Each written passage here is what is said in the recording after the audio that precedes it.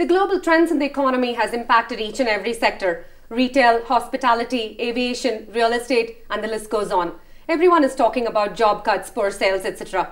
Currently, consumer sentiments have gone down drastically. Now, in such a scenario, real estate plays a vital role, and the revival of this sector will certainly help move the other sectors. The live wire market the real estate was is now a lackluster business. Will 2009 be a turnaround year for the real estate? Well, let's find out. Welcome to our Idea Exchange program. We're joined by two guests today, Joseph Olapally, Director Nandi Housing, and Shyam Sunder. He's the Managing Director of an investment firm called Peak Alpha.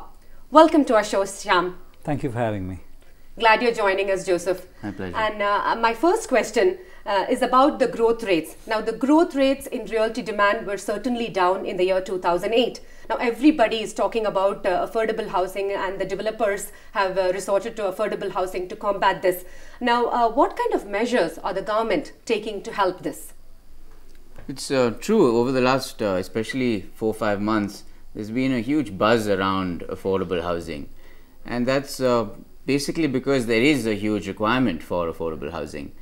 There's a big role that the government can play in this segment, and I can name two on the top of my head. One is in terms of land prices, and the other would be in terms of taxes. We all know that land prices, especially in the metros, have gone up to ridiculously high levels, and the government needs to step in and offer land at reasonable prices, especially to builders who are looking at affordable housing. As far as taxes are concerned, you all know that for an apartment you are charged stamp duty, which considers it as a transfer of immovable property. Correct. Along with that, you have VAT, which treats it as a construction contract. Correct. You also have your service tax. Correct. So in a sense, it's a double, triple whammy. Correct. So government needs to do something about that. Along with that, you have your construction materials, which are very expensive because of high taxes on your inputs. Okay. And on top of all of that, you have prohibitively high government levies and fees for approvals. So if the government can step in and take a closer look at how it can reduce some of these taxes and work on a mechanism where land prices are offered at reasonable rates, I think that'll be a big boost to affordable housing. Correct. Now, when we say affordable housing, now how would you define this? I think it varies. Until recently, when flats were going at 30-40 lakhs upwards, affordable was considered to be, say, 30 and below. Okay. But now people are trying to sort of push the envelope and offer apartments at even 15-10 lakhs. So it sort of depends on the context. But I would say, roughly speaking, under 40 would be considered affordable housing. Okay. Okay, Shyam, now tell us, what can banks do to improve lending? You see, banks are the key agents for the government and the way government influences monetary and fiscal policy. Now, even though the government is trying to do everything it can to get more money into the economy, we find that there's a lot of friction between the government saying to the banks that you have to lend more or reduce the interest rates, and the banks actually implementing that. So there are two parts to this. One is for new buyers, when they go out and start looking for loans, how easy is it to get that loan? I would say the problem there is perhaps not as intense, in that, if you have a fairly good credit rating, if you have a fairly good credit history, and you're working in good companies, then you should be able to get a loan. But if it's more borderline, then it gets really difficult to get a loan. But the other part is where somebody already has a loan and is trying to reduce the amount that he pays as EMI. That is where we're finding that banks are just not reducing their rates fast enough. They are seeing the benefits of the government reducing the rates, but they're not really quickly passing it on to their existing lenders. And that creates a problem, because then people don't have more money to spend, and that doesn't really stimulate the economy. Correct. Right. And now, would you say that banks are adopting a cautious approach to lending, and why? I think my answer would be yes and no. Okay. Certainly yes on construction loans to builders. Banks are a little bit wary about builders who they perceive to be over leveraged. But as Shyam said, if you're an individual homeowner and you're looking at buying a flat from a reputed builder, really no reason why you should have a problem. Okay. All right. Now let's talk about the current scenario here in real estate. Is this an opportune time to buy? Now there are a lot of factors. The first factor that we're going to talk about is availability of easy loans. Government is doing its bit to help investors, and developers are also spicing up deals by throwing a lot of freebies. So now that's one situation that's going on, and the other is job uncertainty and unemployment and things like that, which is preventing investors from going ahead. Now, since we have two kind of situations going on here at the same time, now would you still say that the overall scenario is favorable for home buying? I would. I think it's actually a really good time to consider making an investment in real estate for a couple of reasons. Okay. One is that prices are significantly lower now from what they were, say, 4 months ago. And there isn't really much scope for any further decrease, because I know many builders are selling at practically cost. So that's not going to decrease much more.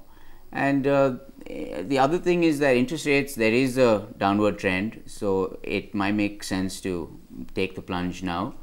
And one is also hopeful that the government will intervene with a few incentives very soon. Right. Now, what's your take on that, Shyam? You have an investment firm and you help people make some smart investments. What do you think about this? The quick and short answer is it's a wonderful time to buy property now. All right.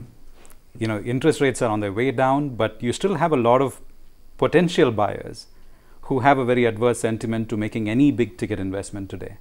So my advice to my customers is that if you have been thinking about investing in property either 1 year ago, or you plan to buy property in the next 3 years, do it if you can in the next 3 to 6 months. The reason is, there's a lot of supply, so you have a strong ability to negotiate with the builders.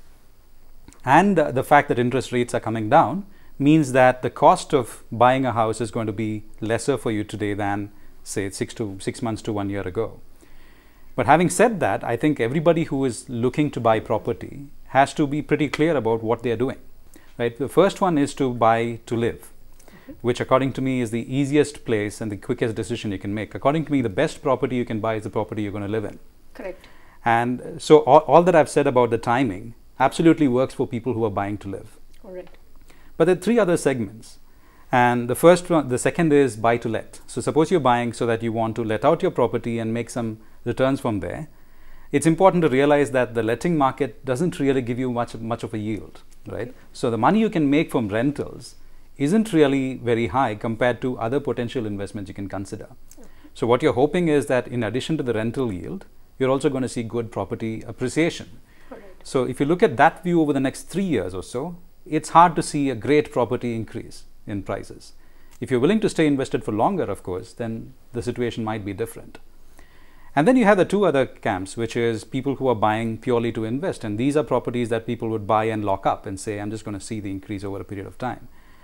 And one part of that is people who are just doing straight investments. And for them, I would say if you're trying to decide between putting your money in an apartment or trying to put your money in land, land would tend to be a better investment than buying an apartment, because as you would all know, any apartment over 30 years becomes valued at zero. The apartment value increases but then depreciates away because you've got to knock down the building and build again. Correct. So the value is really in the land. Right. Whereas if you're looking at buying pure land, then that's probably a pretty good investment. And so people who are looking to make straight investments, we point them more towards buying land than buying apartments. So land is a safe bet. Land is a fairly safe bet. All right. Of course, you have to go in with your eyes open and make sure that you buy land that's yours rather than somebody else's. Correct. Titles are clear. Yeah, titles are clear. All right. And so that would be my advice. Okay. Now, if you're, like I said, in the 4th camp, which is people who are buying because they consider it as an investment, but aren't very clear about when they're going to come back. So potentially NRIs, if they are looking to make an investment and they are trying to say, I want to buy something so that when I come back 10 years from now, I want to live there. That actually is the place where we find people making the most mistakes, because as they say in real estate, it's location, location, location, right? So when you come back, it depends on where you're going to live, where your children are going to go to school, where you're going to work, and so on. So several other factors come into and play. those things can change very quickly. All right. And so it's important to know that well before you start to put your money down on that kind of property. Well, on that note, let's slip into a short break. We're having a quick break and we'll come back and talk about how important it is to revive the real estate sector. Stay with us.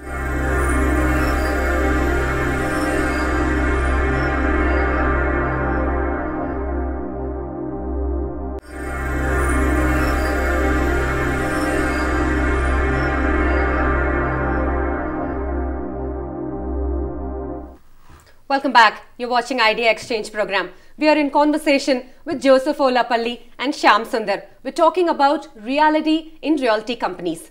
Now tell us, Joseph, what seems to be a problem now? Is it demand or credit?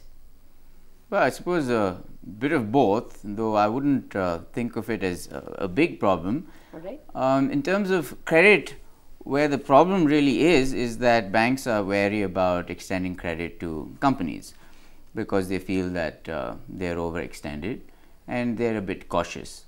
But when it comes to individual homeowners, I don't think there's a problem with credit because I think as long as you have a good credit history and you're going with a reputed builder, banks don't have a problem. In terms of demand, the slackening of demand really has been because of sentiment and perhaps to some extent also because of unfavorable media coverage. And I'm very hopeful that both of these will pick up in a few months. Now, how soon will the prices stabilize? Looking at the market trends as a developer.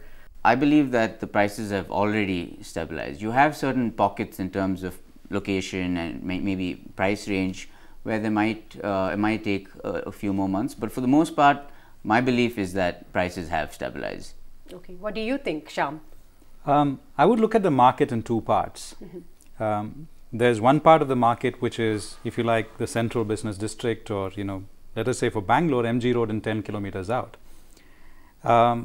Property in those areas are going to be very desirable today, yesterday and tomorrow. Right. So I don't really see much of a dip in terms of valuations in these areas, and I don't really see that it's going to be very affected by speculative behavior. However, if you think of the excesses of the market around Shahjapur Road and Outer Ring Road and beyond, that is where we saw a real glut in terms of supply, and that market might take a little while to recover. Okay. Because that was much more of a speculative market, much more of people buying houses because they wanted to make a quick buck. Because of the supply that is there, it takes some time for that supply to get consumed, and I would expect that would probably take maybe 3 or 4 years to recover fully. All right. Now, Joseph, on one hand, we are seeing people focusing on affordable homes and all that. And on the other hand, we are seeing developers being very bold and going on with their projects, catering to the high-end segment. Now, where do you think all this is leading to? What is happening? I can speak for affordable housing because that's my company focuses on affordable housing.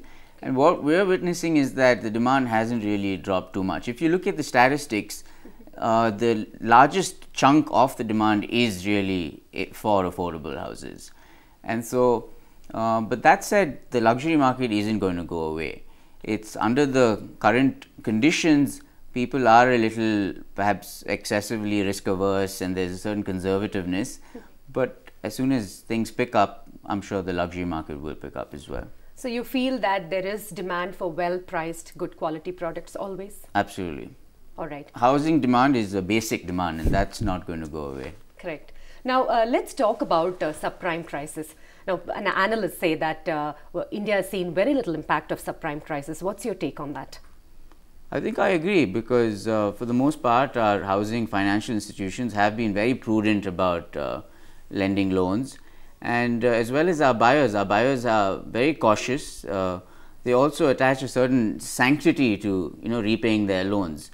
And because of that, I think overall historically we've had very low default rates. So we are sort of protected from subprime crisis as we've seen happen elsewhere. Correct. Now, what do you think, Shyam, from investment perspective, what is happening?